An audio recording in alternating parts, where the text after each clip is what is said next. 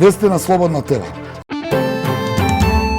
Во Министерството за надворешни работи утринава започна средба на членовите на заедничката мултидисциплинарна експертска комисија за историски и образовни прашања меѓу Македонија и Бугарија.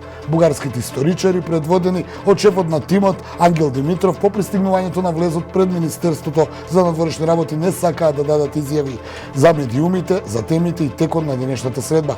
Заедничката македонско-бугарска комисија за историски прашања на 15 август усвои и објави препораки кои се однесуваат за подобрување на учебниците по историја за 6-то оделение во Македонија и 5-ти клас во Бугарија, како и препораки за заедничкото чествување на личности од средниот век Свети Кирил и Методи, Свети Климент, Свети Наум и цар Самуил.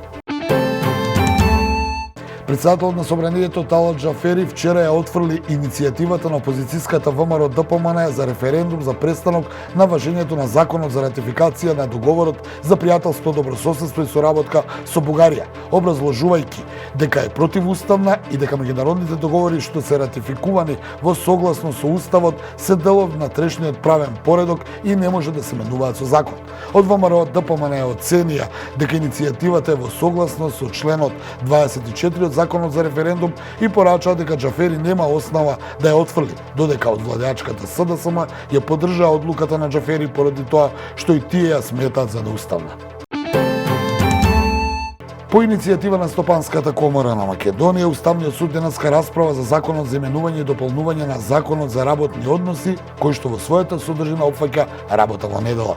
Во иницијативата се наведува дека ден на неделен одмор може да биде било кој друг ден во неделата, дека е утврден и додаток на плата за работа во недела во износ од најмалку 50% за секој час поминат на работа и од тие причини е дозволена нееднаквост на граѓаните пред законите, велат од Уставниот суд.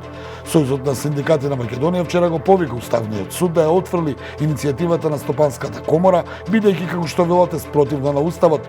Според синдикатите со иницијативата ќе се наруши веќе утврденото право на непрекинат неделен одмор, што се состои од најмалку 24 часа за период од 7 дена на илјадници работници низ државата.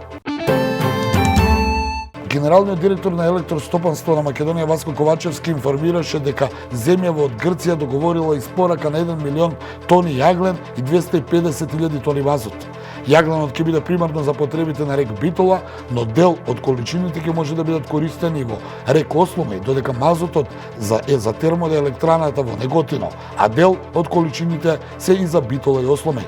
Оваа набавка е во рамките на договорот за испорака на 144.000 тони мазут. Кавказот се разгорува по вчерашните судири меѓу Ерменија и Азербејџан во кои беа убиени 50 ерменски војници. Од утринава се јавува за престрелки долж границата помеѓу Таџикистан и Киргизстан.